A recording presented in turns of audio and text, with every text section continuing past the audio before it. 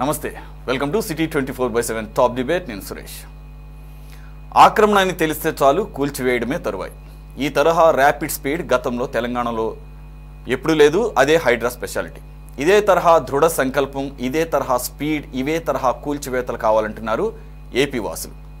YCP MP Vijayasai Reddy కుమార్తె నేహారెడ్డి భీమిలి తీరంలో నిబంధనలకు విరుద్ధంగా నిర్మించిన అక్రమ కట్టడాలను జీవీఎంసీ అధికారులు కూల్చివేశారు. కోర్టు ఆదేశాల మేరకు నేలమట్టం చేశారు. దీంతో రాష్ట్రంలోని ఇతర అక్రమ నిర్మాణాలు, ప్రభుత్వ భూముల ఆక్రమణల పనిపట్టాలని కూడా ప్రజలు కోరుతున్నారు. హైడ్రా తరహాలో బుల్డోజర్లను దించాలని డిమాండ్ చేస్తున్నారు. ప్రభుత్వ భూములు, పార్క్ స్థలాలు ఏవైనా ఆక్రమిస్తే తిరిగి ఇచ్చేయండి, లేదంటే తాట తీస్తామని హెచ్చరించిన ఏపీ ప్రభుత్వం హైడ్రా తరహా చర్యలు చేపడుతుందా అనేది ఆసక్తికరంగా మారింది. మరోవైపు వైసీపీ నేతలకు ఏపీ హైకోర్టు షాక్ ఇచ్చింది. మంగళగిరిలోని టీడీపీ కేంద్ర కార్యాలయంపై దాడి కేసులో ముందస్తు బెయిల్ ఇచ్చేందుకు నిరాకరించింది. వైసీపీ నేతలు నందిగం సురేష్, లేళ్ల అప్పిరెడ్డి, దేవినేని అవినాష్, తలసిల రఘురాం సహా 14 మంది పిటిషన్లను కొట్టివేసింది. అలాగే చంద్రబాబు ఇంటిపై దాడి కేసులో జోగి రమేష్ ముందస్తు బెయిల్ పిటిషన్ను కూడా హైకోర్టు తిరస్కరించింది. దీంతో వైసీపీ నేతల అరెస్టుకు రంగం సిద్ధమైంది. ఇప్పటికే మాజీ ఎంపీ నందిగం సురేష్ కోసం పోలీసులు వెళ్లగా ఆయన పరారైనట్లుగా తెలుస్తోంది. మరి మిగతా వారు కూడా నందిగం తరహాలో పరారీ అవుతారా? హైకోర్టు ఉత్తర్వులను గౌరవించి లొంగిపోతారా, లేదంటే పోలీసులకు భయపడి అజ్ఞాతంలోనే ఉంటారా అనేది చూడాలి. ఈ అంశాలపై ఈరోజు డిబేట్లో పార్టిసిపేట్ చేస్తున్నారు తెలుగుదేశం పార్టీ అధికార ప్రతినిధి సైద్ రఫీ గారు. నమస్తే సార్. అలాగే Congress APCC ex general secretary Sheikh Saida garu. నమస్తే అండి. అలాగే ఉమ్మడి చిత్తూరు జిల్లా జనసేన పార్టీ సెక్రటరీ హేమకుమార్ గారు. నమస్తే సార్. అలాగే ప్రముఖ analyst, senior journalist Uppala Lakshman garu కూడా జాయిన్. లక్ష్మణ్ గారు, మొదటగా ఏదైతే ఈరోజు తెల్లవారుజామునే వైజాగ్లో ఉన్నటువంటి భీమిలిలో బీచ్ వైపున, బీచ్ తీరంలో, సముద్ర తీరంలో బీచ్ దగ్గర, భీమిలి బీచ్ దగ్గర విజయసాయిరెడ్డి గారి కుమార్తె నేహారెడ్డి గారు ఒక కట్టడం కడుతున్నారు. దాన్ని కూల్చివేయడం జరిగింది ఈరోజు. అయితే గతంలో దీని మీద ఆల్రెడీ కోర్టులో ఉందట. దీని మీద ఎటువంటి తొందరపాటు చర్యలు తీసుకోవద్దు అని చెప్పేసి కోర్టు ఉత్తర్వులు ఇచ్చినట్టుగా తెలుస్తుంది. దాని మీద పూర్తి సమాచారం నాకు పర్సనల్గా అయితే తెలియదు సార్. ఇకపోతే ఇది ఒక హైదరాబాద్లో దూకుడుగా వెళుతున్నటువంటి, బుల్డోజ్ చేస్తున్నటువంటి ఈ హైడ్రా తరహా కూల్చివేతలకు ఇది ఒక మొదలుగా భావించవచ్చా ఏపీలో?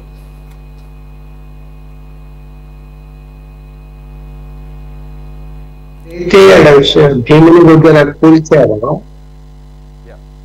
అది 2 సంవత్సరాల క్రితమే అలా జరుగుతున్నది అనేటువంటిది అక్కడ వార్తలు కూడా వచ్చాయి.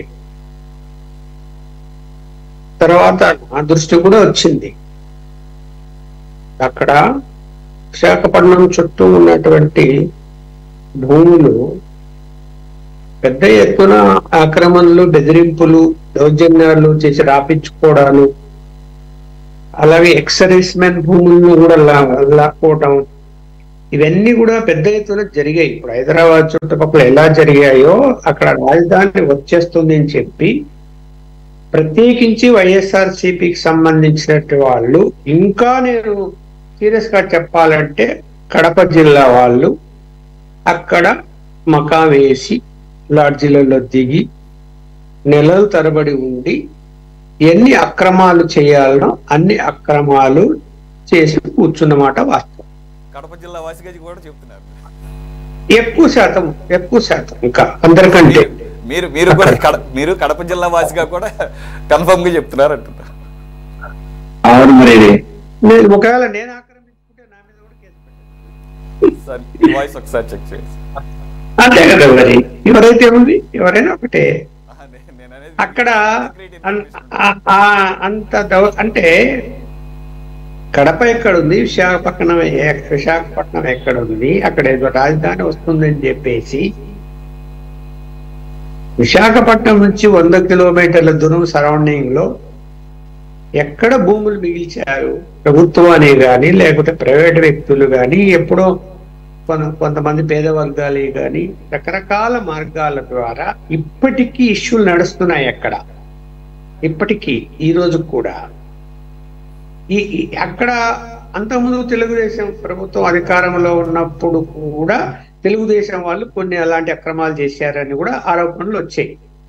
వచ్చినప్పుడు దాని మీద సీరియస్ గా మీకు తెలుసు కదా, అక్కడ టాస్క్ ఫోర్స్ కూడా నియమించింది. కానీ టాస్క్ ఫోర్స్ రిపోర్ట్లు ఏమైనాయో తెలీదు. జగన్మోహన్ రెడ్డి గారి ప్రభుత్వం వచ్చినాక ఆయన టాస్క్ ఫోర్స్ అన్నాడు, ఏం చేశారో తెలియదు.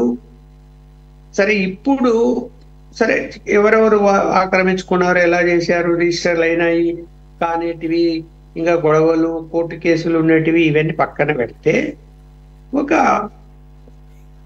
మరి బీచ్ దగ్గర కూడా ఆక్రమించేసి కట్టేసి కూర్చున్నప్పుడు సరే కోర్టు స్టే ఉందో లేదో నా నోటీస్ కూడా అయితే ఏం రాలేదు, కానీ ఒకవేళ ఉందేమో మనకు తెలియదు. ఉంటే జీవీఎంసీ అధికారులు మళ్ళీ అలా కూలుస్తారా? ఎందుకంటే కోర్టు ఆర్డర్ ఇస్తూనే వెంటనే కోర్టు ఆర్డర్ తీసుకెళ్లి జీవీఎంసీ అధికారులకు ఇచ్చి లెటర్ ఇచ్చి ఉంటారు, ఇది లీగల్ గా. అందువల్ల ఆ దాన్ని వైలేట్ చేస్తారా అని తెలియదు. ఒకవేళ ఆర్డర్ లో చట్టం అంటే ఫలానా అంటే ఇంతకాలం వరకే అని ఇచ్చి ఉంటే కనుక ఆ కాల పరిమితి దాటిపోయింది అనుకోండి, యాక్షన్ తీసుకోవచ్చు. తెలీదు, నాకు కూడా దాని మీద అవగాహన లేదు. మొత్తం మీద అయితే స్టార్ట్ చేశారు. స్టార్ట్ చేసింది ఇక్కడ హైడ్రా ఎక్కడైతే తెలంగాణలో అయితే ఎలా చేస్తున్నారో దోపుడుగా, ఇక్కడ ముఖ్యమంత్రి గారు ఒక కఠిన నిర్ణయం తీసుకొని రేవంత్ రెడ్డి గారు ఆదేశాలు ఇచ్చి కూర్చున్నాడు. ఎవరు ఆయన పార్టీ వాళ్ళు ఇన్ఫ్లుయెన్స్ చేసినా కూడా ఆయన వినదలుచుకోలేదని చెప్పాడు. ఆయన పార్టీకి సంబంధించిన వాటిని కూడా కొన్ని కూలగొట్టాడు. అలాంటి పద్ధతుల్లో ఒకవేళ తెలుగుదేశం ప్రభుత్వం, అంటే ఇప్పుడు తెలుగుదేశం అనడానికి లేదు, ఎన్డీఏ కూటమి ప్రభుత్వం, మరి జనసేన, బీజేపీ, తెలుగుదేశం, ఇప్పుడు జనసేనకు సంబంధించిన వాళ్ళు, బీజేపీకి సంబంధించిన వాళ్ళు, వాళ్ళకి సంబంధించి కూడా అక్రమాలు ఉన్నాయేమో తెలియదు, ఉండొచ్చు. తెలుగుదేశం ఎలాగ ఉన్నాయని వైఎస్ఆర్సీపీ వాళ్ళు ఆరోపణలు చేశారు. మరి ఇవన్నీ తీసేయగలుగుతారా? అంత ధైర్యం చేయగలుగుతారా? నాకైతే డౌటే. ఇప్పుడు రేవంత్ రెడ్డి లాగా కఠినంగా నిర్ణయాలు తీసుకునేటువంటి మనస్తత్వం మన చంద్రబాబు నాయుడు గారికి లేదు. ఆయన ఆచితూచి ఆలోచిస్తుంటాడు, చేస్తే ఏమవుతుంది, చేయకపోతే ఏంటి, ప్రెజర్స్ ఎలా ఉంటాయి, ఇవన్నీ కూడా వెంటనే నిర్ణయాలు తీసుకోడు, ఆలస్యం చేస్తాడు. మరి ఇవన్నీ అందులో ఏలు పెడితే ఒక్కరి కాదు అందరి బయటికి వస్తాయి. నేను ఒక్కరే అనటం లేదు, ఇక్కడ వైఎస్ఆర్సీపీ ఒక్కరే అనటం లేదు. వైఎస్ఆర్సీపీ వాళ్ళు ఆ 5 ఏళ్లలో ఎక్కువ చేశారన్న, అంటే విపరీతంగా రకరకాలుగా, అంటే ప్రభుత్వ ఆస్తులు కాకుండా ప్రైవేట్ ఆస్తులు కూడా దోచారు అని చెప్తున్నా. సరే ప్రైవేట్ ఆస్తులు దోచారు అనే దాని మీద ఎవరైనా కంప్లైంట్లు ఇస్తే గానీ దాని మీద విచారణ చేయడానికి ఉండదు. ఇస్తారా ఇవ్వరా, భయపడతారా, లేకపోతే కొంత డబ్బు చెల్లించి, ఇప్పుడు ఎలా ఉంటుందంటే ₹1,00,000 ఉందని వాల్యూ ఉందనుకోండి, 10 లక్షలు ఇస్తారు, 5 లక్షలు ఇస్తాం, నువ్వు వచ్చి రాపించు అఫీషియల్ గా అని చెప్పి బెదిరించి దాన్ని చంపుతామని ఇవన్నీ చేసి ఆ డబ్బులు ఇచ్చి రాపించుతారు. అది అఫీషియల్ గా బ్యాంక్ చెక్ ఇస్తారు, డబ్బులు కట్టినట్టు రిజిస్ట్రేషన్ అయిపోతే వాటిని ఇప్పుడు ఏం చేయలేరు. అట్లాంటి వాటి అది ఒకవేళ ఎవరైనా కంప్లైంట్ ఇస్తే దాని మీద విచారణ చేసి నీకు తేల్చొచ్చు, అది కూడా ఏమైనా వదిలిపెట్టాల్సిన అవసరం లేదు. ఎన్ని చేయగలుగుతారు అట్లా? ఇప్పుడు గత ప్రభుత్వంలో డిపార్ట్మెంటల్ అక్రమాలన్నీ జరిగిపోయాయి, నిధులు దుర్వినియోగం జరిగింది, చేసిన అప్పులు తెచ్చిన డబ్బులు ఏమైపోయాయో తెలీదు. అలాగే తెలుగుదేశం మీద కేసులు పెట్టారు, మళ్ళీ ఇప్పుడు ఇంకా తవచేరకణ విధానాలకు వెళ్దామంటున్నారు, ఇంకా ఏవో ఆరోపణలు చేస్తుంటే వీటన్నిటినీ చూసుకునేంత సమయం అడ్మినిస్ట్రేషన్ కానీ పొలిటికల్ గా కానీ టైం ఉంటుందా? ఈ 5 కూడా కూర్చుంటే ఇక అభివృద్ధి ఏం జరుగుతుంది? 5 ఏళ్లలో మేము అభివృద్ధి చేయాలా, దాని మీద మా దృష్టి అని చెప్తున్నటువంటి ఎన్డీఏ కూటమి దాని మీద దృష్టి పెట్టాలి అని అనుకున్నప్పుడు చూడు, మళ్ళీ అనుకోకుండా చూడు ప్రకృతి విపత్తు వచ్చింది. ఇప్పుడు సమయం అంతా కనీసం 3 నెలల పాటు దీనికే సరిపోతుంది ఈ యొక్క విషయాలకి. మరి ఎలా ముందుకెళ్తారు అనేది చూడాలి మనం. రాబోయే కాలంలో ఏం చేస్తారు, ఎలా ఉంటారు, ఏంటి. కానీ విపరీతంగా ఏదైతే ఆక్రమణలు జరిగాయో దాన్ని అరికట్టాలి. ఇప్పుడు పక్కన ఇక్కడ తెలంగాణలో ప్రజలు హర్షిస్తున్నారు, ఇవాళ అప్రిషియేట్ చేస్తున్నారు సీఎంను. అలాంటి పరిస్థితి అక్కడ కూడా రావాలి. ఇప్పుడు విజయవాడ కూడా ఏం జరిగింది, ఇప్పుడు మనం చూసాం కదా, అక్కడ కూడా ఆక్రమణలు ఎక్కువ ఉండటం వల్లనే వాటిని ఏ ప్రభుత్వాలు నివారించకపోవటం, చర్యలు తీసుకోకపోవటం వల్లనే ఇవాళ నష్టపోయారు, భారీగా నష్టపోయారు.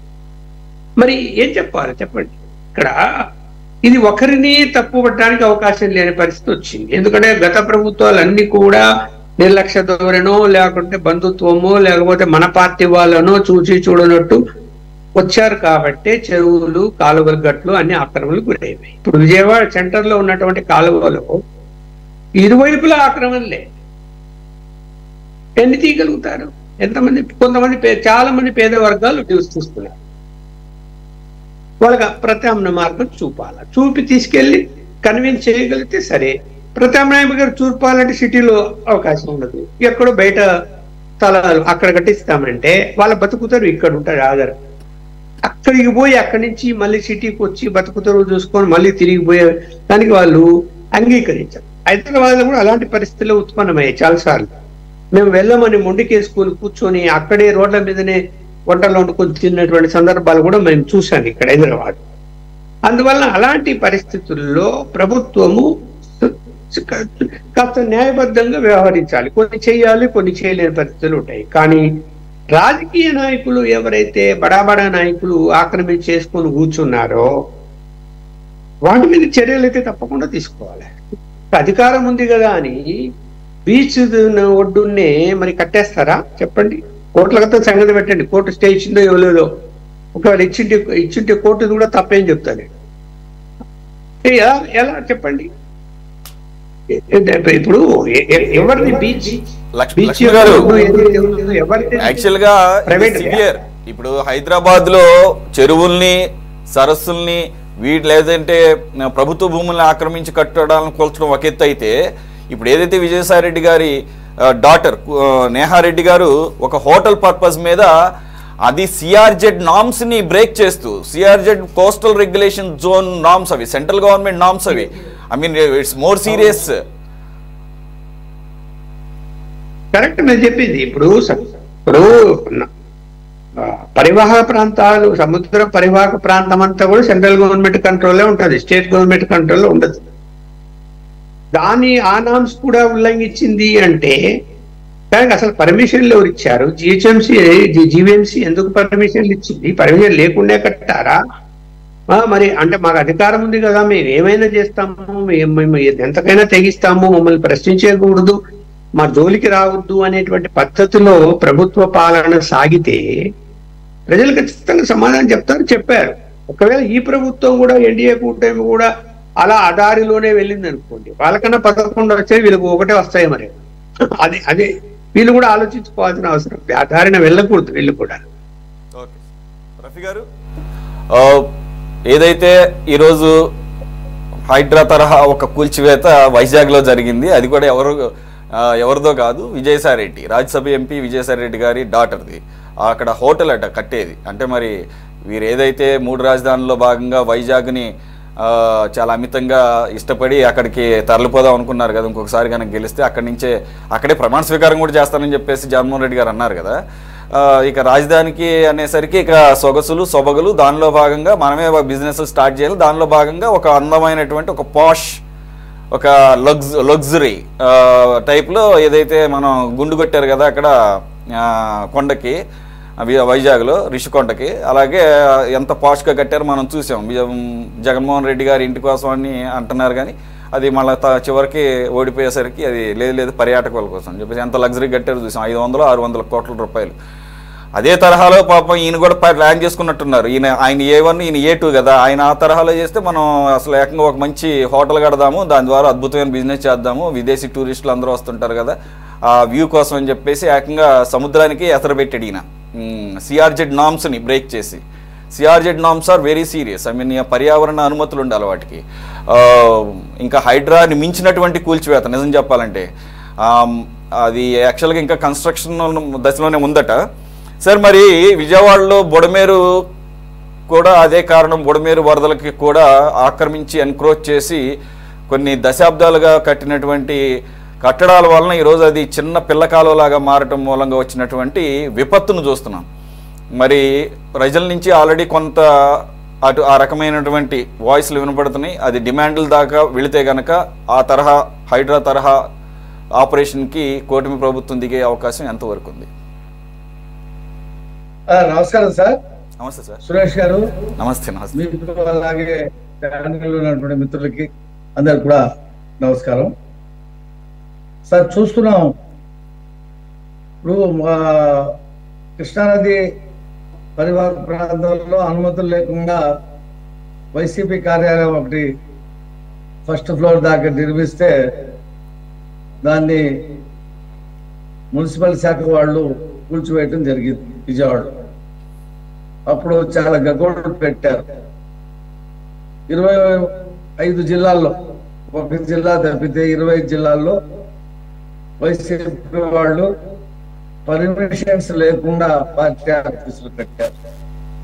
వాళ్ళన్నిటికీ కూడా నోటీసులు ఇవ్వడం జరిగింది. వాళ్ళు ఇంతవరకు సమాధానం ఇవ్వలేదు.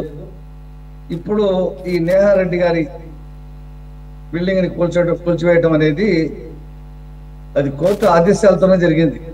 కోర్టు ఏం చెప్పిందంటే చట్టబద్ధంగా వెళ్ళమని చెప్పింది, కూల్చండి అని చెప్పి కోర్టు చెప్పదు. As per norms, as per rules మీరు వ్యవహరించండి అని చెప్పింది. దాని ప్రకారంగానే కూల్చేశారు. సరే, ఇవాళ ముఖ్యమంత్రి గారు కూడా చెప్పారు, బుడమేరులో ఆక్యుపెన్సీ ఎక్కువ ఉంది, దాంట్లో కట్టడాలు కట్టడం వల్ల ఆ కాలువ సైజు చిన్నదవటం వల్ల వరద ఉధృతి అయ్యి కట్టలు తెగిపోవడం జరిగింది. దానివల్ల విజయవాడలో ఈ ముంచెత్తినటువంటి పరిస్థితి. దీని మీద కూడా సర్వే చేయమని చెప్పాం. ఆ సర్వే రిపోర్ట్ వచ్చిన తర్వాత వాళ్ళకి ప్రత్యామ్నాయ స్థలాలు చూపించి, ఎవరైతే అక్కడ ఇల్లు కట్టుకుని పేదవాళ్ళు కానీ మధ్యతరగతి వాళ్ళు కానీ ఉంటుంటే వాళ్ళకి వేరే ఆల్టర్నేటివ్ స్థలాలు చూపించి ఆ బుడమేరు ఆక్యుపై చేసుకున్నటువంటి ప్రాంతాన్ని మొత్తంగా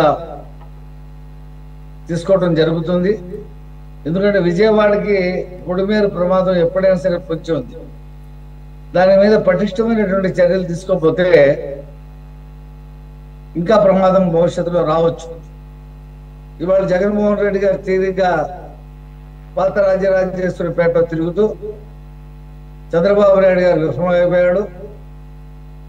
నేనే కనుక ఉంటే కలెక్టర్లకి ₹1 ఇచ్చేవాడిని, వాలంటీర్లు పెట్టించి ఎదుగో వరద వస్తుందని చెప్పి ఇల్లు ఖాళీ చేయించేవాడిని, ఆయన ఇల్లు మునిగిపోయింది కాబట్టి ఆయన వచ్చి కలెక్టర్ ఆఫీసులో ఉంటున్నాడు అని చెప్పేసి నోటికి ఏది వస్తే అది మాట్లాడి వెళ్ళాడు. ఈ పెద్ద మనిషిని అడుగుతా ఉన్నా నేను, కడప జిల్లాలో మన అన్నమయ్య ప్రాజెక్టు కొట్టుకుపోయింది, 40 మంది చనిపోయారు. వాళ్ళకి ఇల్లు కట్టిస్తానాడు, ఇంతవరకు 4 సంవత్సరాలు కట్టించలేకపోయాడు. పింజానది అది కూడా వరద వచ్చేసి అనేక గ్రామాలు కొట్టుకుపోయాయి. అనేక ఇరిగేషన్ ప్రాజెక్టులకి గీజులు పోయిపోవడం వల్ల తలుపులు ఊడిపోవడం, రిపేర్ లేదు, మెయింటెనెన్స్ లేవు. ఇవన్నీ ఇప్పుడు వెలుగులూరులో కూడా ఈ బుడమేరు వచ్చిన వాటర్కి ఆ రెగ్యులేటర్కి మెయింటెనెన్స్ లేకపోవడం కూడా జరిగింది. తన తప్పులన్నీ కూడా తన కింద ఉంచుకొని నోటికి ఏదొస్తే అది మాట్లాడుతూ ఉన్నాడు. చంద్రబాబు నాయుడు గారు ముఖ్యమంత్రిగా ఉండటానికి అర్హుడు కాదా అంటే ఈయనే అర్హుడు అంట. ఈయన ఏదో పై నుంచి దిగి వచ్చినట్టు, చంద్రబాబు గారు ఏదో ప్రజల నుంచి వచ్చినట్టుగా ఆయన ఫీల్ అవుతా ఉన్నాడు. ఇంకా రాష్ట్రంలో అనేక ఆక్రమణలు ఉన్నాయి. ఈ కాలువల మీద, నదీ పరివాహక ప్రాంతాల్లో, అలాగే సముద్రం దగ్గర వైజాగ్లో ఉన్నాయి. వాటిని కూడా కూల్చాలనేటువంటి ఉద్దేశంలో ప్రభుత్వం ఉంది. నారాయణ గారు చెప్పాడు, హైడ్రా తరహా వ్యవస్థ ఇక్కడ కూడా ఏర్పాటు చేస్తామని చెప్పేసి చెప్పాడు నారాయణ గారు, మంత్రి నారాయణ గారు. నెమ్మదిగా చేస్తారు. 3 నెలలు కూడా కాలేదు కదా, రేపు 12వ తారీఖు వస్తే గానీ 3 నెలలు కాదు. అందులో ఈ విపత్తు జరిగింది. దీని మీద బోర్డంతా ఎసర్టైన్ చేసి 700 కోట్ల రూపాయలతో బుడమేరుకు సంబంధించినటువంటి పటిష్టమైనటువంటి చర్యలు తీసుకోవాలని చెప్పేసి ప్రభుత్వం నిర్ణయించింది. జగన్మోహన్ రెడ్డి గారు ముఖ్యమంత్రి అయిన 3వ రోజే ప్రజావేదిక కూల్చి చాలా పెద్ద పెద్ద మాటలు చెప్పాడు కలెక్టర్లకి. నదీ పరివాహక ప్రాంతాల్లో కాలువల్లో ఎక్కడైనా సరే ఈ రకమైనటువంటి ఆక్యుపై చేసుకుని కట్టడాలు ఉంటే మీ జిల్లాలో మీరు కూల్చేయండి అని చెప్పేసి కూడా ఆయనకి ఆర్డర్స్ ఇచ్చాడు. మరి ప్రజావేదిక తప్పితే ఇంకొకటి కూల్చినటువంటి సంఘటన 5 సంవత్సరాలు ఎక్కడా లేదు. వీళ్ళ మనుషులే అనేక చోట్ల ఆక్యుపై చేస్తున్నారు. ఇందాక సార్ చెప్పినట్టు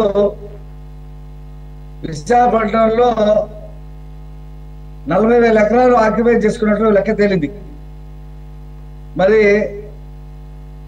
ఏదైతే చెప్పారో కడప జిల్లా నుంచి కాదు, పక్కన 2-3 జిల్లాల నుంచి కూడా విశాఖపట్నానికి సంబంధం లేని వాళ్ళు వస్తే ధర్మాన ప్రసాద్ గారు చెప్పాడు, వాళ్ళని మొడ్డు మీద తన్నాలా, ఇక్కడికి వచ్చి ఈ రకమైనటువంటి భూములు ఆక్యుపై చేసుకుంటా ఉంటే మేము ఊరుకుంటామా ఈ ప్రాంతం వాళ్ళని చెప్పేసి ఇంకా చెప్పరాని మాటలు చెప్పాడు ఆయన. కాబట్టి ఈరోజు ఈ రాష్ట్రంలో వ్యవస్థల్ని నాశనం చేయడం కాకుండా రాష్ట్ర భవిష్యత్తుని నాశనం ఆయన ఆక్రమణను వ్యతిరేకిస్తూ మాట్లాడారు ధర్మాన గారు. లేదంటే కనుక ఏమైనా హక్కు గిక్కేమన్నా ఉంటే ఆక్రమించుకునే హక్కు లోకల్గా ఉన్న మా ఉత్తరాంధ్ర వాళ్ళకు ఉంటుంది తప్ప ఎక్కడో కింద రాయలసీమ నుంచి వచ్చేటటువంటి మా పార్టీ వారైనా కానీ మేము ఒప్పుకోమనేదేమో మరి ఆయన ఉద్దేశం. లేదు, ఆయన ఏమన్నాడంటే ఇప్పుడు వాళ్ళు ఎప్పటి నుంచి మంత్రులుగా ఉన్నారు ఉత్తరాంధ్ర వాళ్ళేం ఆక్యుపై చేసుకోవాలా ఈ మనకి 50 సంవత్సరాల్లో. ఈ మధ్య జరుగుతున్నటువంటి ఆక్రమణకి విరుద్ధంగానే ఆయన మాట్లాడాడు, ఆయన వాటిని వ్యతిరేకిస్తూ. కాబట్టి ఉన్న విషయం చెప్పాడు ఆయన. ఎవరికైనా స్థానికులకి ఆ రకమైనటువంటి పార్టీలకు అతీతంగా ఆ రకమైనటువంటి కోపం వస్తుంది. అందుకని ఆయన చెప్పాడు.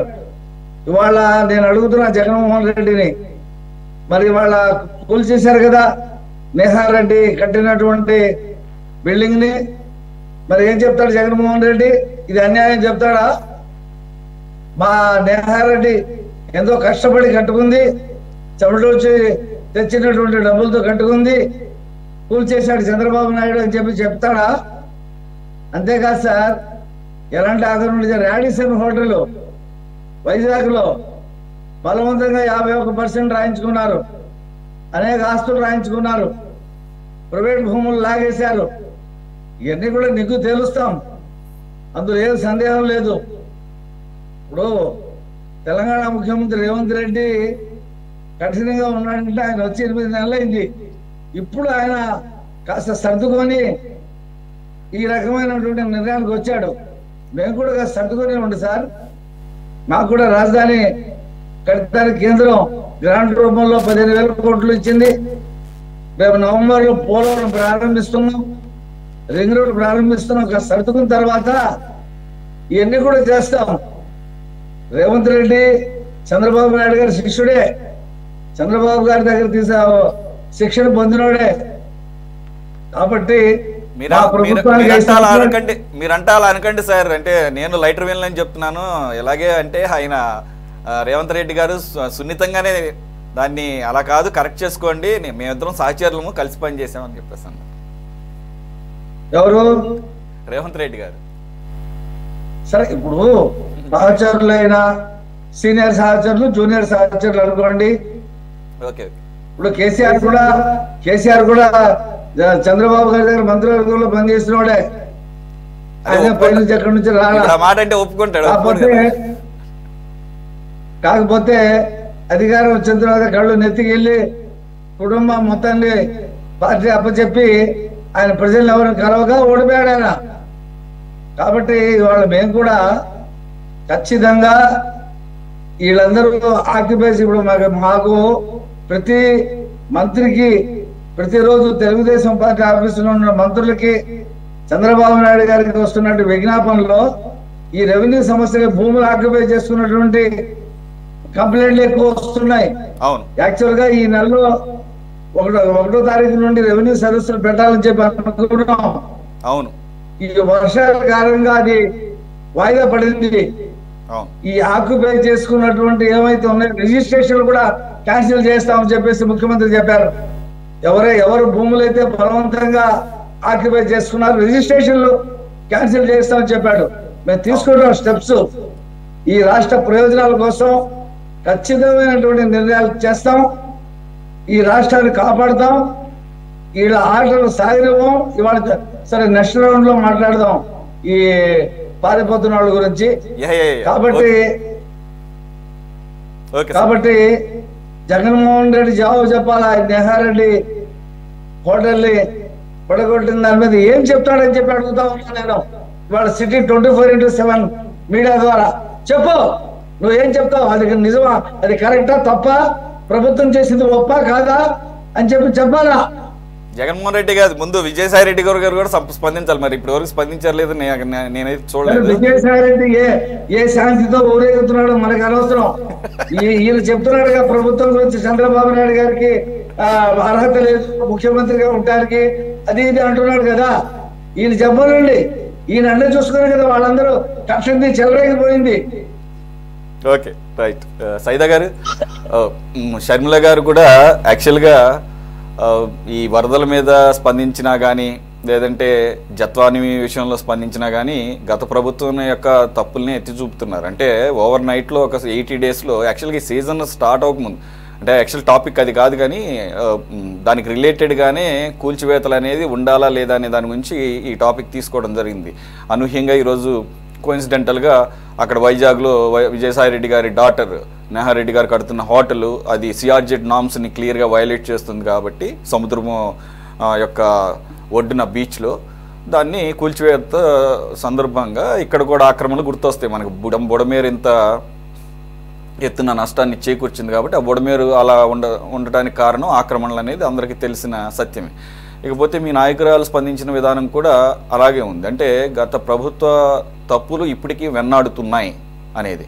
ఎందుకంటే ఇప్పుడు వర్షాకాలం జూన్లో స్టార్ట్ అవుతుంది. జూన్కు ముందే ఈ మెయింటెనెన్స్లు ఇవన్నీ కూడా ప్రికాషనరీగా ప్రియార్గా చర్యలు చేపడతారు ఇరిగేషన్ డిపార్ట్మెంట్.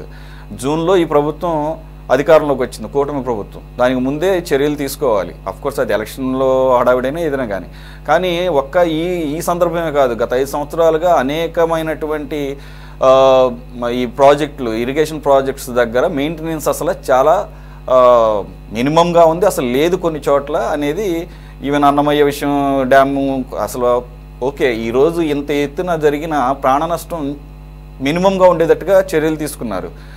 ఏకంగా ఒక అన్నమయ్య డ్యామ్ కొట్టుకుపోతే 40 మంది చనిపోవడం అంటే అసలు అది మ్యాన్మేడ్ అవుతుందేమో. ఐ మీన్ నిన్న ఏదైతే అన్నారు జగన్మోహన్ రెడ్డి గారు, ఇది మానవులు కావాలని చేసినటువంటి తప్పిదం మ్యాన్మేడ్ ఫ్లడ్స్ అని చెప్పేసి.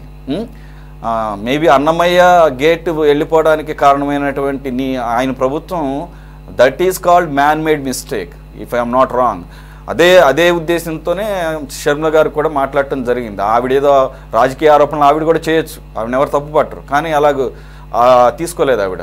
చాలా అలాగని చెప్పేసి ఏదో కూటమి ప్రభుత్వానికి వంత పాడుతుందని కాదు, ఇంకా సహాయం అందాలని చెప్పేసి. ఏమంటారు సార్ ఈరోజు విజయసాయి రెడ్డి గారి విషయం? అలాగా ఇది రాష్ట్రం అంతా అమలు చేయాలని చెప్పేసి ఒక డిమాండ్ ఇప్పుడు వెలుగులోకి వస్తుంది హైడ్రా తరహా. సురేష్ గారు, మీకు ఉన్నటువంటి పెద్దలు, సీనియర్ జర్నలిస్ట్, గత 45 సంవత్సరాలుగా ఎన్నో విపత్తులను చూసి అనేక మంది ముఖ్యమంత్రులు చూసినటువంటి పెద్దలు ఉప్పాల లక్ష్మణ్ గారు, అలాగే టీడీపీ అధికార ప్రతినిధి అన్న రఫీ గారు, జనసేన నాయకులు హేమ్ కుమార్ గారు, అలాగే సిటీ 24/7 వీక్షకులందరికీ కూడా నమస్కారం, శుభ సాయం. నిజంగా సురేష్ గారు, A1, A2లు కలిసి గత 5 సంవత్సరాల్లో ఈ రాష్ట్రాన్ని పూర్తిగా దోచేసినటువంటి పరిస్థితి మనం చూస్తాం. దానికి ప్రత్యక్ష సాక్ష్యం మనం చూసినట్లయితే A1గా ఉన్నటువంటి జగన్మోహన్ రెడ్డి ఋషికొండని గుండు కొట్టి 500 కోట్ల రూపాయలతో ప్యాలెస్ నిర్మించుకుంటే, A2గా ఉన్నటువంటి విజయసాయి రెడ్డి గారు సముద్రాన్ని ఆక్రమించుకొని ఆయన ప్యాలెస్ కట్టుకోవడానికి పన్నాగం పడినట్లుగా ఈరోజు మనకి చాలా స్పష్టంగా అర్థమవుతున్నటువంటి పరిస్థితి. అయితే ఈరోజు ప్రకృతిని ఏ విధంగా వీళ్ళు నాశనం చేశారో దాని పర్యవసానమే ఈ రోజు ఈ రాష్ట్రంలో ఉన్నటువంటి వరదలు కానివ్వండి, ఈ బీభత్సం కానివ్వండి, ఈ యొక్క ప్రళయం కానివ్వండి అనేది చాలా స్పష్టంగా అర్థం అవుతుంది. కొంప కొల్లేరైపోయింది, విజయవాడ వచ్చేసి బుడమేరైపోయింది. దాదాపు 35 మంది అభాగ్యులు ఈరోజు ఈ వరదల్లో మరి చనిపోయినటువంటి పరిస్థితి మనం చూస్తా ఉన్నాం. కోట్లాది రూపాయల ఆస్తి నష్టం జరిగిపోయింది, ఇళ్లలోకి బురద వచ్చేసింది, ఇళ్లలో ఉన్నటువంటి సామాన్లు కూడా ఈరోజు కొట్టకపోయాయి. మరి కోట్ల రూపాయలు ఉన్నటువంటి ధనికుడు కూడా ఈరోజు మంచినీళ్ళ ప్యాకెట్ కోసం, నీళ్ల ప్యాకెట్ కోసం అల్లాడుతున్నటువంటి పరిస్థితి ఈరోజు మనం చూస్తా ఉన్నాం. అయితే ఇలాంటి తరుణంలో ఈ అక్రమాలకు ఎవరైతే పాల్పడ్డారో బడాబాబులు, వాళ్ళందరినీ శిక్షించాల్సినటువంటి అవసరం ఉంది. ఈ అక్రమ కట్టడాల నిర్మాణానికి మరి అనుమతులు ఇచ్చినటువంటి అధికారులు ఎవరైతే ఉన్నారో, మున్సిపల్ కానివ్వండి, లేకపోతే నగరపాలక సంస్థ కానివ్వండి, సిఆర్డిఏ కానివ్వండి, లేకపోతే టౌన్ ప్లానింగ్ అధికారులు కానివ్వండి, అక్కడ రెవెన్యూ సంబంధించినటువంటి అధికారులంతా కానివ్వండి, వీళ్ళ మీద కఠినంగా చర్యలు తీసుకోవాల్సినటువంటి అవసరం, ఆవశ్యకత ఏర్పడింది అనేది నేను చాలా స్పష్టంగా చెప్పదలుచుకున్నాను. ఈరోజు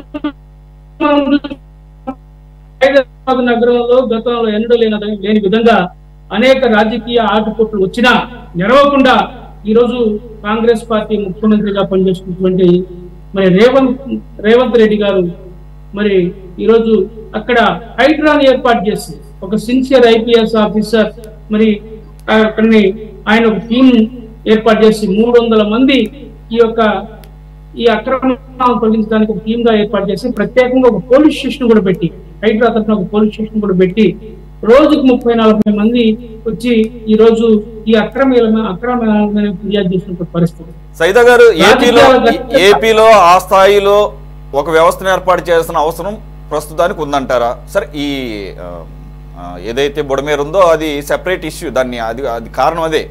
కానీ ఆ తరహాగా రాష్ట్రం మొత్తం, లేదంటే ఒక వైజాగ్, ఒక విజయవాడ, ఒక గుంటూరు ఇలాంటి ప్రధాన నగరాలకి హైడ్రా తరహా వ్యవస్థ ఉండాల్సిన అవసరం, అంతటి అర్జెన్సీ ఉందంటారా?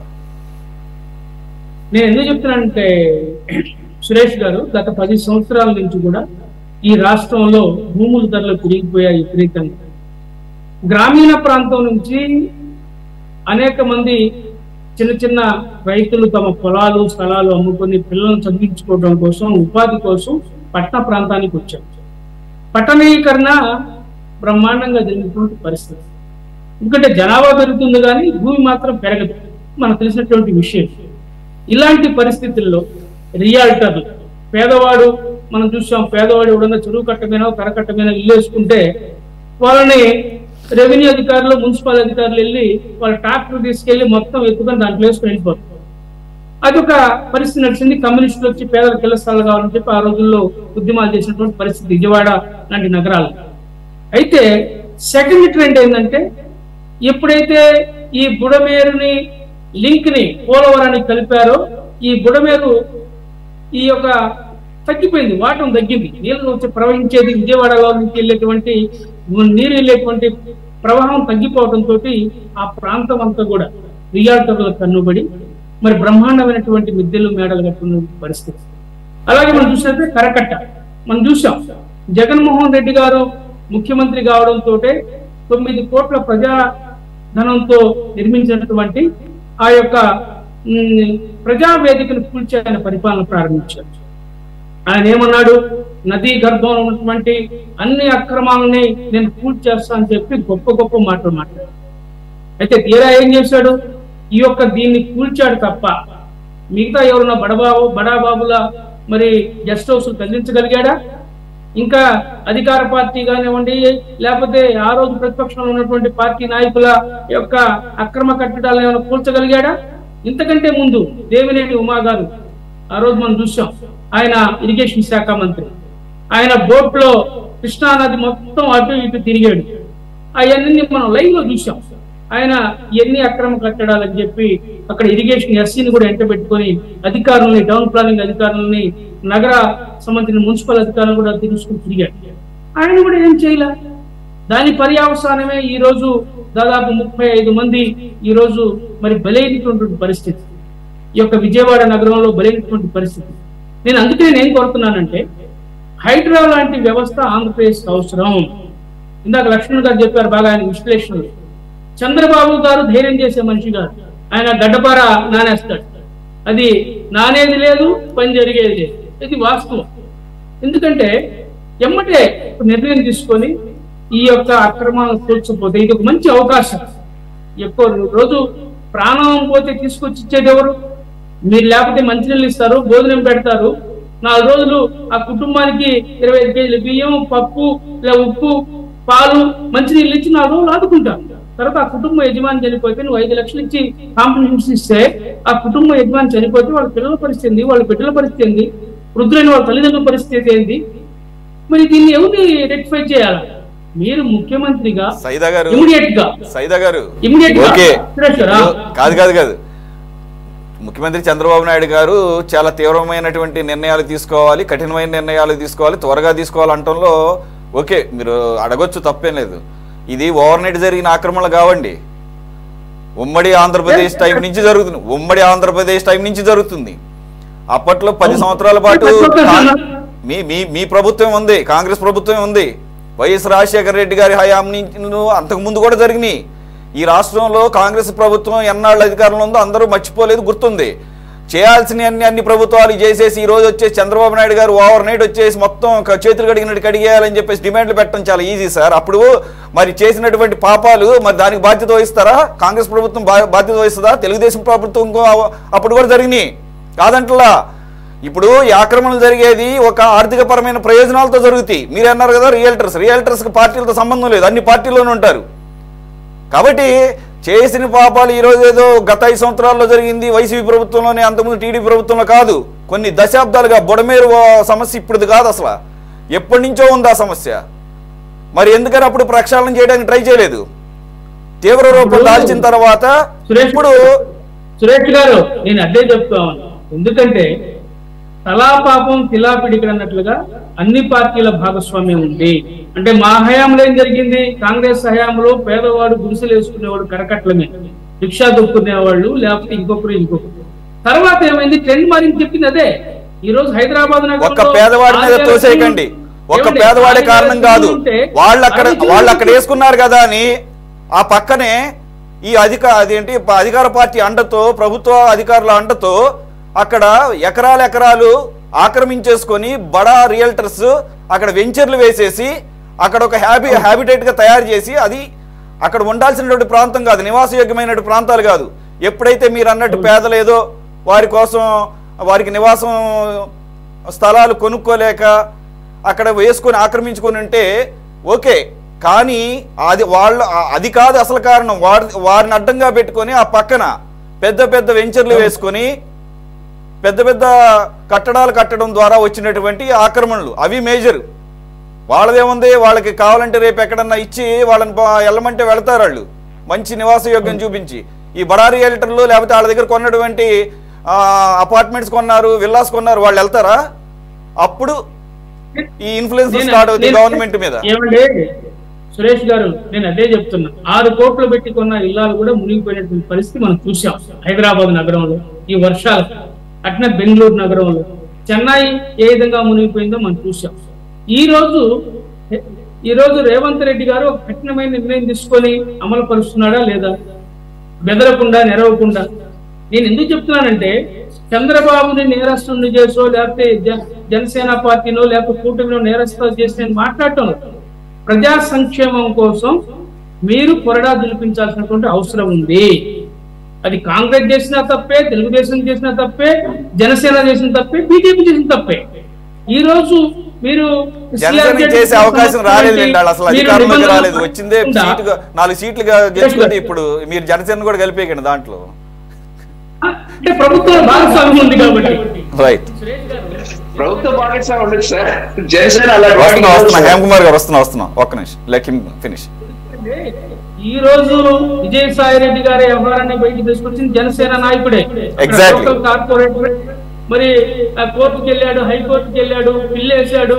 ఆ పిల్లు ఇచ్చిన ఆ యొక్క పిల్లు పర్యవసానమే ఈ యొక్క అక్రమ కట్టడాన్ని కూల్చడం మేము అభినందిస్తున్నాం. ఎందుకంటే వాళ్ళని మేము తప్పు పట్టడం. ఎవరైనా అధికారంలో ఉంటే నేను కోరేది ఏంటంటే మానవత్వంతో ఆలోచించాల్సిన అవసరం ఉంది. మానవత్వంతో రాజనేవాడు పరిపాలకుడు అనేవాడు మానవత్వంతో ఆలోచించాలా, దయాగుణం ఉండాలా, కరుణ ఉండాలా. ఇవి ప్రాథమికంగా ఒక నాయకుడు ఉండాల్సినటువంటి ఈ లక్షణాలు ఉండాలా. కాన్ఫిడెన్స్ తో పనిచేయాలా, భయపడకుండా పనిచేయాలా. ఇవన్నీ అవసరం నాయకుడికి. నేను ఎందుకు చెప్తున్నానంటే ఇవన్నీ ఉన్నప్పుడే అతను రాజు అవుతాడు, పరిపాలకుడు అవుతాడు, పరిపాలనా దక్షుడు అవుతాడు. నేను ఎందుకు చెప్తున్నానంటే ఈరోజు 35 మంది చనిపోయారు, కోట్లాది రూపాయల ఆస్తి నష్టం జరిగింది. చిన్న చిన్న వ్యాపారులు, వీధి వ్యాపారులు రోడ్లు పడ్డారు. వాళ్ళని ఈ విజయవాడ నగరాన్ని ప్రాణ నష్టం అనేది అది అన్ఫార్చునేట్, నిజంగానే దానికి బాధపడాల్సిందే. కానీ సాధ్యమైనంత వరకు మినిమైజ్ చేయడానికి ప్రయత్నాలు అయితే జరిగినాయి. ఇంత పెద్ద కలామిటీలో ఇవన్నీ కూడా మనకి బాధ కలిగించే అంశాలైనా కానీ ఇవన్నీ జరుగుతుంటాయి. నేను అన్నది అదే. సరే, ఇదంటే ఈ స్థాయిలో ఎప్పుడు ఒక్కటి సార్ చరిత్రలో విని ఎరిగినటువంటి వరద వచ్చింది. అటు కృష్ణ, ఇటు బుడమేరు 4 వైపుల నుంచి కమ్మేసింది విజయవాడని ఎప్పుడు లేనట్టుగా. దీనిలో ఈ నష్టం జరుగుతుందని తెలుసు, ఉన్నంతలో మినిమైజ్ చేయడానికి ప్రయత్నాలు జరుగుతున్నాయి. కానీ నేనేమంటున్నానంటే అన్నింటిని ఒకే ఘాటును కట్టకూడదు కదా. అన్నమయ్య డ్యామ్కి ఏమైంది? 40 ప్రాణాలు పోయినాయి. 40 అన్యాయంగా పోయినట్టే కదా. ప్రభుత్వ హత్యలవి. ఇప్పుడు అన్నమయ్య గేట్ కొట్టకపోయిందంటే ఆ రోజు వైసీపీ ప్రభుత్వం అనుసరించినటువంటి ఇసుక మాఫియా వల్ల. ఏమంటారు? ప్రభుత్వ కొట్టకపోయింది, ఊర్లు కొట్టకపోయినాయి. 40 మంది ఇప్పుడు కూడా ఇల్లు కట్టినటువంటి పరిస్థితి అక్కడ అన్నమయ్య ప్రాజెక్టు కింద. అలాగే మీరు చూసినట్టు గేట్లు కొట్టకపోయినాయి. 5 సంవత్సరాల కాలంలో మనం చూస్తే మా ప్రకాశం జిల్లా గుళ్ళకమ్మ గేట్లు 2 కోట్ల గేట్లు కొట్టకపోయాయి, పులిచింతల గేట్లు కొట్టకపోయాయి. అనేక పడవ ప్రమాదాలు జరిగి జనాలు. ఈరోజు మా షర్మిలమ్మ గారు మాట్లాడినా, సురేష్ గారు, ఈరోజు మా షర్మిలమ్మ గారు ఎన్ని తెలుగుదేశం పార్టీని విమర్శించలేదని చెప్పి కొంతమంది పెద్దలు మాట్లాడవచ్చు. కానీ నిన్నగాక మొన్న తెలుగుదేశం పార్టీ అధికారంలోకి వచ్చింది. గత ప్రభుత్వం వైఫల్యాల వల్ల ఈ యొక్క ఘటనలు జరిగాయని చెప్పి షర్మిలమ్మ గారు కూడా మాట్లాడింది. వాస్తవా కాదా? ఈ రోజు షర్మిలమ్మ గారు సింగ్ నగర్ లో పర్యటించారు, ప్రకాశం బ్యారేజీని చూశారు. ఈ యొక్క ప్రకాశం బ్యారేజీలోకి ఈ పడవలు ఏ విధంగా వచ్చాయి దాని మీద విచారణ జరిపించండి, కుట్రకోణం దాగుతా అనే విషయాన్ని కూడా మాట్లాడింది ఆమె. ప్రాజెక్టు విషయం గురించి కూడా మాట్లాడారు. ఎందుకు చెప్తున్నామంటే ఇవన్నీ కూడా ఎందుకు చెప్తున్నట్టు సురేష్ గారు ఒకసారి ఆలోచన చేయాలి. ప్రభుత్వం కూడా నేను చెప్తున్నానంటే కొరడా పిలిపించాల్సిన సమయం ఆసన్నమైంది. జగన్మోహన్ రెడ్డి గారి లాగానే మీరు కూడా చూద్దాం చేద్దామంటే మాత్రం ప్రజలు నష్టపోతారు. ప్రస్తుతం అయితే రిలీఫ్ ఆపరేషన్ జరుగుతున్నాయి, అలాగే రీహాబిలిటేషన్ జరగాలి, రెస్టోరేషన్ జరగాలి. వీటి తర్వాత ఖచ్చితంగా ప్రభుత్వం అప్పుడు కూడా చర్యలు తీసుకొని అప్పుడు మనం మాట్లాడితే, లేదంటే కనుక నెమ్మదిగా ఉన్నదనే లేకపోతే అప్పుడు విమర్శలు చేస్తే ఒక అర్థం ఉంటుంది. రైట్. హేమకుమార్ గారు, నిజంగానే జనసేన వైజాగ్ కార్పొరేటర్ మూర్తి యాదవ్ గారి యొక్క కృషి, ఆయన గత ప్రభుత్వ హయాంలోనే ఈ విజయసాయిరెడ్డి గారి అక్రమ నిర్మాణాల మీద ఆయన కోర్టుకు వెళ్ళటం జరిగింది. దానికి ఈరోజు వచ్చినటువంటి చూసిన రిజల్ట్. సో ఖచ్చితంగా ఇది జనసేన యొక్క కృషి, వారి యొక్క ఫలితం.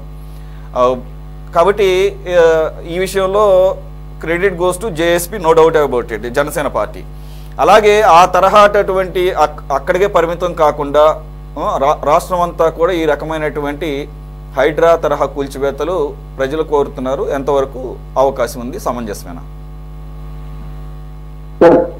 ముందుగా మీకు సిటీ 24/7 యాజమాన్యానికి వీక్షిస్తున్న ప్రేక్షకులకు, అదేవిధంగా ప్యానెల్లో ఉన్న పెద్దలందరికీ కూడా నా నమస్కారాలు. సార్, మీరు చెప్పింది ఖచ్చితంగా కరెక్టే సార్. గతంలో గత ప్రభుత్వం ఏం చేసిందంటే, గత 5 ఏళ్ల ప్రభుత్వం ఏం చేశారంటే, ఎక్కడెక్కడ భూములు ఉన్నాయి, ఎక్కడెక్కడ కబ్జాలు చేద్దామనే దాని మీద దృష్టి పెట్టారు తప్పితే పాలన మీద ఎక్కడ దృష్టి పెట్టారు. నాకు తెలిసి, నాకున్న ఇన్ఫర్మేషన్, దాదాపు వైజాగ్ లో 3000 ఎకరాలు, దాదాపు గత ప్రభుత్వంలో 3000 ఎకరాల పైచులకు కబ్జాకు గురైనవి. ఇప్పుడు ఏదైతే నేహారెడ్డి గారు, విజయసాయిరెడ్డి గారు డాక్టర్ ఉన్నారో దాని మీద మా మూర్తి యాదవ్ గారు ఎప్పటి నుంచో ఫైట్ చేస్తున్నారు. గతంలో కూడా ఆయనకి మేము ఒకసారి వైజాగ్ వెళ్ళినప్పుడు కూడా ఆయన ఒకసారి మేము భరోసా ఇచ్చి ధైర్యం ఇచ్చి వచ్చినాం. జన సైనికులు అందరూ మేము అండగా ఉంటాం, మీరేం భయపడొద్దని తెలుసని ఆయన మీద కొద్దిగా థ్రెటనింగ్ కాల్స్ కానీ బెదిరింపుల చర్యలు వచ్చినప్పుడు కూడా మేమందరూ సపోర్ట్ గా వెళ్ళి ఆయనకి నిలబడి ఆయనకి ధైర్యం చెప్పేసి వచ్చాం. కానీ అతను కూడా ఎక్కడ వెనకడిగేసే ప్రసక్తి అయితే అలాంటి ఆలోచనలో కూడా లేదు. ఖచ్చితంగా పోరాడతాం. దీని గురించి ప్రాణాలకు వచ్చినా కూడా మేము ముందు నిలబడి, ఎందుకంటే మా అధినాయకుడు గారు కూడా, జనసేన అధినాయకుడు కూడా, పవన్ కళ్యాణ్ గారు కూడా ఆ రోజు భరోసా ఇచ్చి మీరు ముందుకెళ్ళండి, ఎట్లాంటి ఈ కార్యకర్తకి ఎక్కడ చిన్న ఎలాంటి ఇబ్బంది కలిగినా నేను ముందుంటాను అనేసి ఆ రోజు మొదటి రోజు నుంచి ఈ రోజు వరకు కూడా మా పవన్ కళ్యాణ్ గారు చెప్తూ వస్తున్నారు. ఆ విధంగానే మేము ముందుకున్నాం. కాకపోతే గతంలో ప్రభుత్వం వాళ్ళ చేతిలో ఉండింది కాబట్టి ఏది అడగలేక అంటే ఎదురిచ్చా, కానీ పోరాటం అయితే చేశామే. కానీ ప్రభుత్వం వాళ్ళ చేతిలో ఉండింది. ప్రభుత్వ అధికారులు కానీ పోలీస్ యంత్రాంగం కానీ మొత్తం వాళ్ళకి సపోర్ట్ గానే ఉన్నారు ఆ రోజు జరిగిన పరిస్థితి. కానీ ఈ రోజు ఖచ్చితంగా ఏ రోజు అంటే అదే విధంగా ఎప్పుడు జరుగుతుందని తెలిసని అనుకోకూడదు. వాళ్ళు ఏమనుకున్నారంటే మీరు ఇందాక చెప్పారు సురేష్ గారు, మళ్ళా ప్రభుత్వంలోకి మనమే వస్తున్నాము, మనం మళ్ళా వైజాగ్ లో ప్రమాణ స్వీకారం చేస్తున్నాము అనే తెలిసనే దాన్ని ఏమంటారు ఊహల్లో మేడలు కట్టారు వాళ్ళు. అదే దానికి తగ్గట్టుగానే ఆయన ఋషికొండని ఆక్యుపై చేసి కొండని బోడిగుండు కొట్టించి ఆయన దాదాపు 500 నుంచి 550 కోట్లు ప్రభుత్వ ధనాన్ని వెచ్చించి ఆయన కట్టుకున్నాడు. ఇదే విధంగా తాడేపల్లిలో కూడా మీరు చూశారు, గతంలో ఆ రోడ్డును బ్లాక్ చేసి దాదాపు 11 కిలోమీటర్లు తిరిగి సామాన్య ప్రజలు ఎంత ఇబ్బంది పడ్డారు. 11 కిలోమీటర్లు తిరిగి వెళ్ళి వాళ్ళ ఇంటికి వెళ్ళాలంటే ఏది కరెక్ట్ గా 100-200 మీటర్స్ ఇంటికి వెళ్ళాలంటే 11 కిలోమీటర్లు చుట్టూ తిరిగి వెళ్ళే పరిస్థితి వచ్చింది. ఇలాంటి సైకో, అలాంటి ఏమంటారంటే దాన్ని అంతకంటే నేను ఇంకా కొద్దిగా వర్డ్స్ అన్పార్లమెంటరీ కూడా యూజ్ చేయలేను. అలాంటి ప్రభుత్వం చేశాడు. ఇలాంటి కబ్జాల మీద ఖచ్చితంగా ఏదైతే నేహారెడ్డి తీసుకున్న చర్య, ఏదైతే స్టార్ హోటల్ రిసార్ట్స్ 3 ఎకరాలు దాదాపు 3 ఎకరాల్లో కట్టుకోవాలని ప్లాన్ చేసి దాని మీద తీసుకున్న చర్యలు ఖచ్చితంగా సమంజసమే. అది ఖచ్చితంగా దాని మీద రాబోయే రోజుల్లో కూడా మీరు ఇందాక నుంచి అడుగుతున్న హైదరాబాద్ హైడ్రా తరహా ఖచ్చితంగా ఆంధ్రప్రదేశ్ లో అమలు అవుతుంది. విజయవాడ, గుంటూరు, వైజాగ్ లో ఏదేదైతే అక్రమాలు ఉన్నాయో ఖచ్చితంగా వాటి మీద యాక్షన్ తీసుకుంటాం. అదే విధంగా చెరువులు, ప్రభుత్వ భూములు, గవర్నమెంట్ భూములు, కాలువలు, చెరువులు ఏదైతే ఆక్యుపై జరిగిందో దీని మీద అన్నిటికీ చర్యలు తీసుకుంటాం. ఈ రోజు బుడమేరుకి ఖచ్చితంగా గత ప్రభుత్వమే పూర్తి బాధ్యత.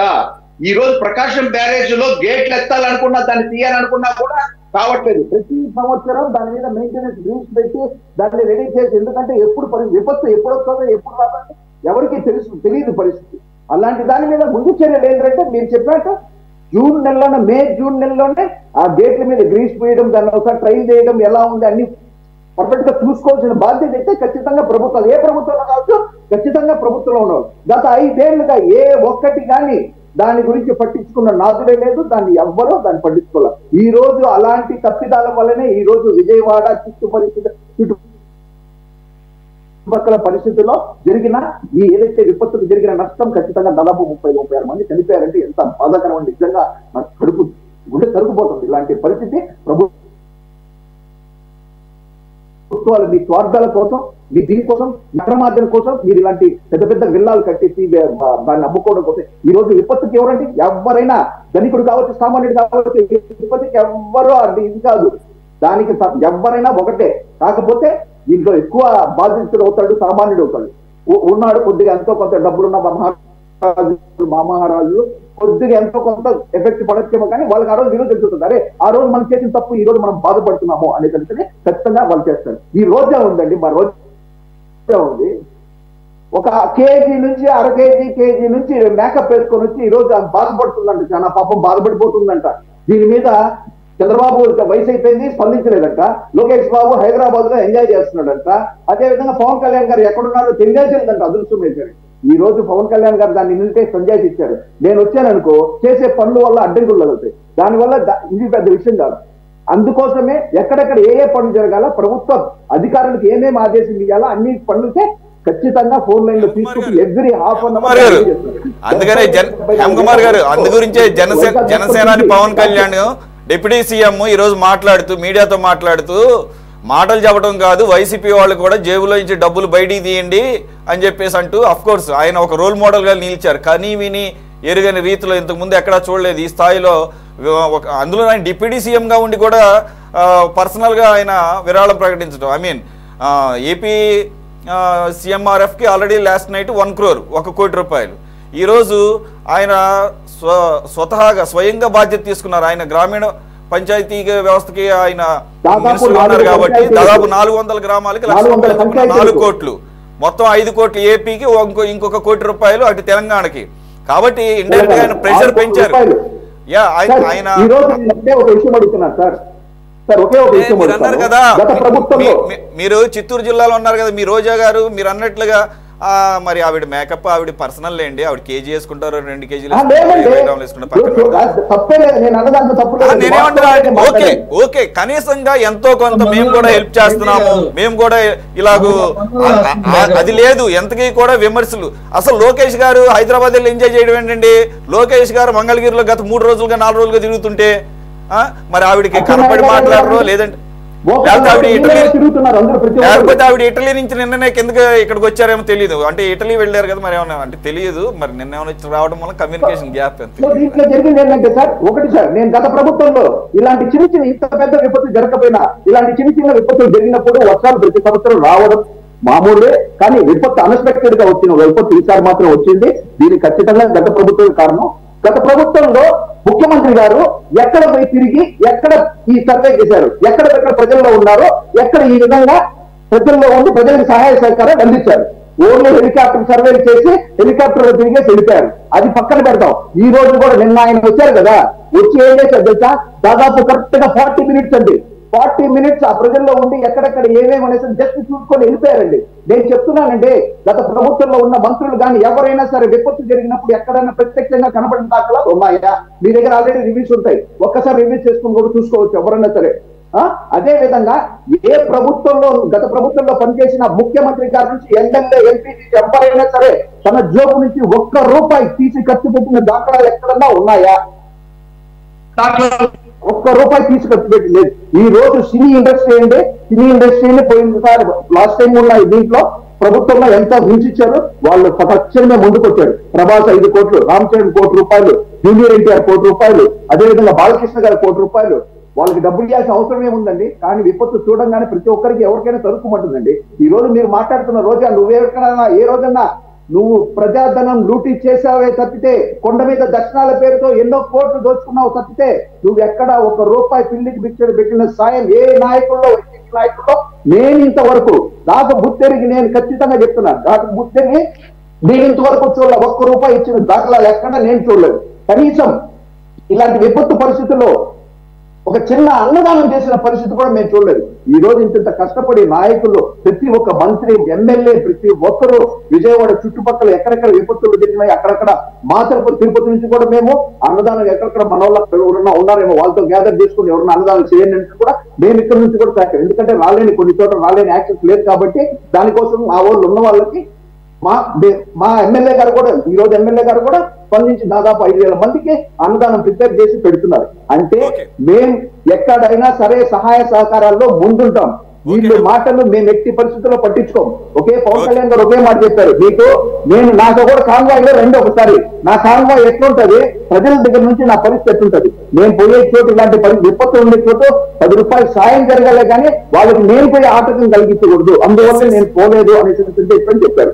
ఇలాంటి పరిస్థితుల్లో ఒకరి మీద చర్యలు మాట్లాడడమే తప్పితే వాళ్ళు చేసే ఏమి ఉండదు. చేసి ఒక సహాయక సేకరణలో గత 5 ఏళ్ళు లేదు, ఇంకా మీదట రాదు. వాళ్ళు పెట్టే చెయ్యి ఎక్కడ నేను చూడలేదు.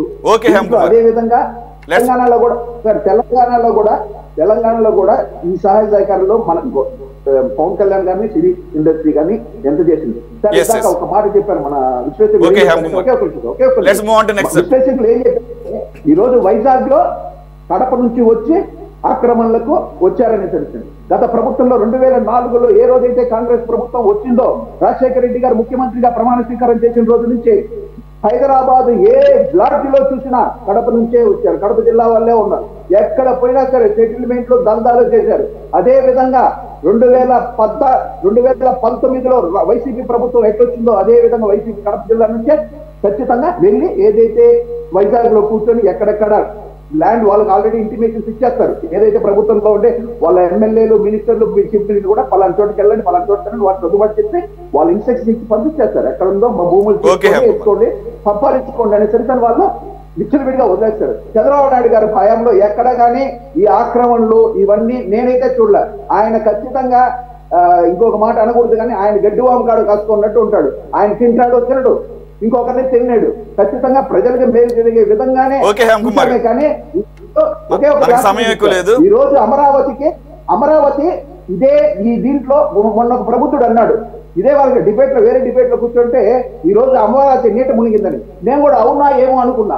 నేను దాన్ని ఎంక్వైరీ చేసి చూస్తే ఓకే హేమకుమార్ గారు, ఇప్పుడు పాయింట్ ఏంటంటే ఈ స్థాయిలో వరద వచ్చినప్పుడు విజయవాడ మునగగలేంది, అమరావతి ఏమన్నా దాని ఎక్సెప్షన్ ఏమన్నా ఉంటుందా? ఎక్కడైనా కానీ మునగడం అంటే నీళ్లు నిలుస్తాయి, అలాగని చెప్పేసి అలాగే ఉండిపోవుగా, వెళ్ళిపోతాయి. కాబట్టి ఏంటంటే నీళ్లు కనపడినాయి కదా, నీళ్లు నిలబడితే ఇక పనికిరాదంటే అడుగుతుంది.